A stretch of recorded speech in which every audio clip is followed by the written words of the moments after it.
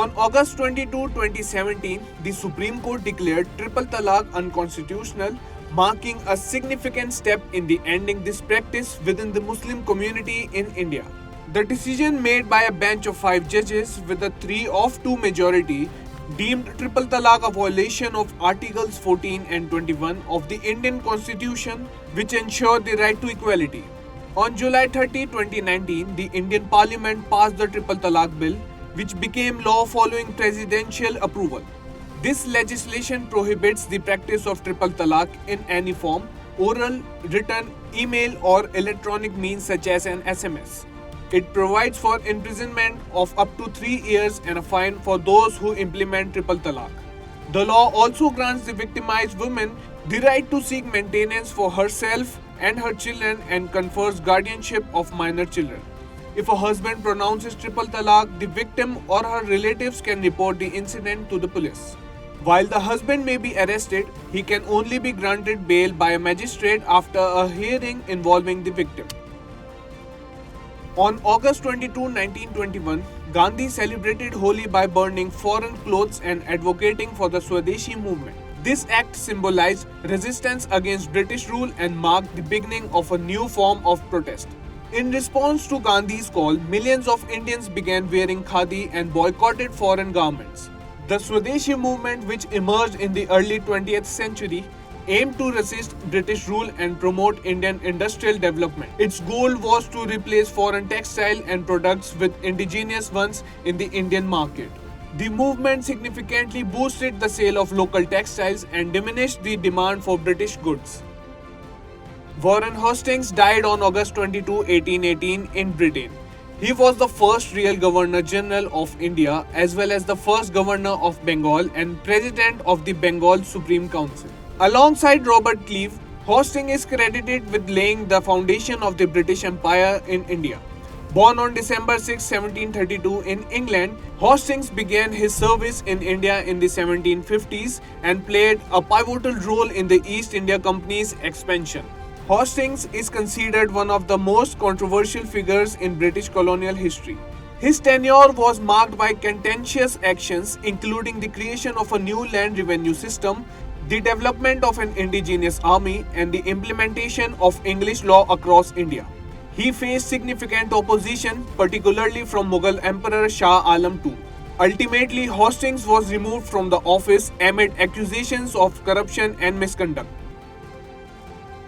Harishankar Parsai, born on August 22, 1924 in Hoshangabad, Madhya Pradesh, was a prominent Hindi writer and satirist. He is renowned for establishing satire as a distinct genre in Hindi literature.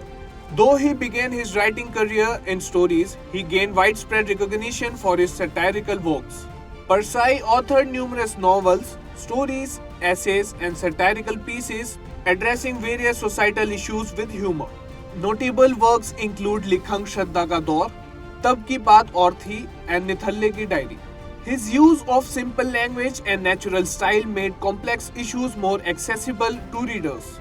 Parsai's significant contribution to literature were recognized with several awards, including the Sahitya Akademi Award in 1982. शिक्षा देश का गौरव है और RKDF university शिक्षा का उद्यम है। RKDF में सवारे अपना भविष्य। PhD, MPhil करे अपने पसंदीदा विषय में। सर्टिफिकेट डिप्लोमा के 74 courses. RKDF university.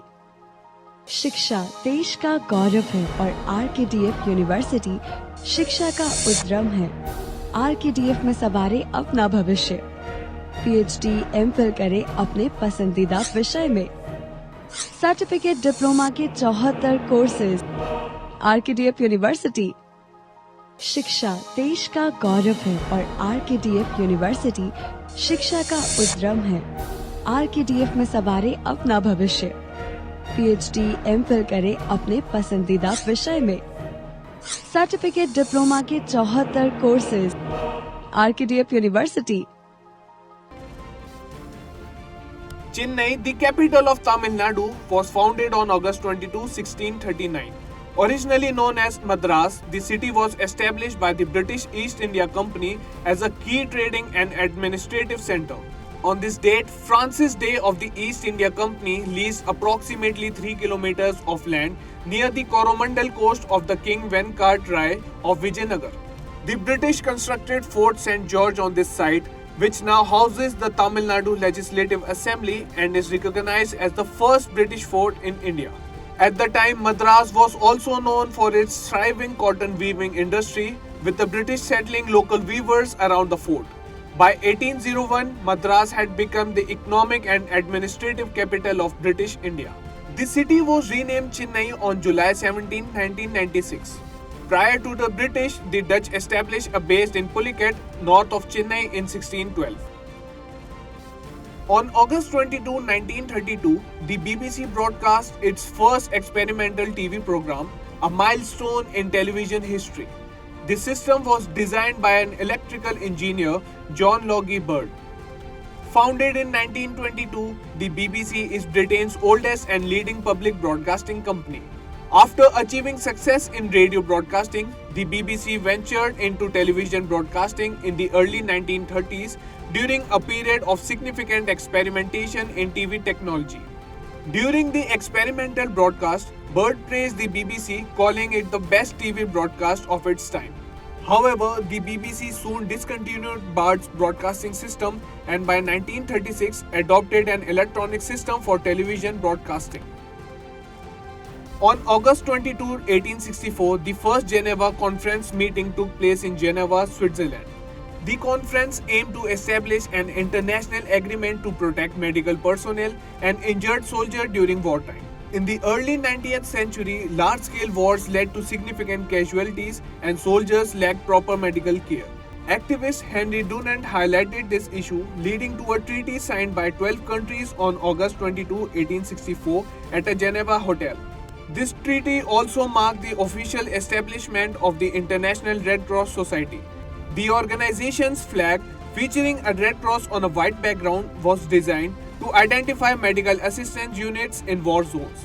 This flag signals to opposing forces that a medical camp is present, ensuring the protection of those providing care.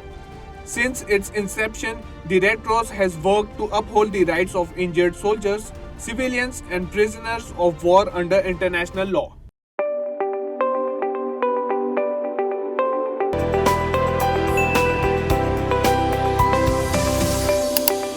In a world overflowing with information where news travels faster than light, it's time to redefine the way we consume news and entertainment.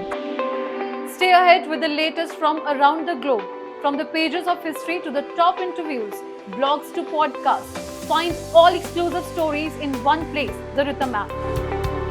Uncover a world of entertainment with exclusive web series, captivating short reels, and live moments through trending videos. For the sports enthusiast and tech savvy, we've got you covered with top reviews from the business. Get ready for the ultimate experience. Download now, Rhythm app, where every story matters.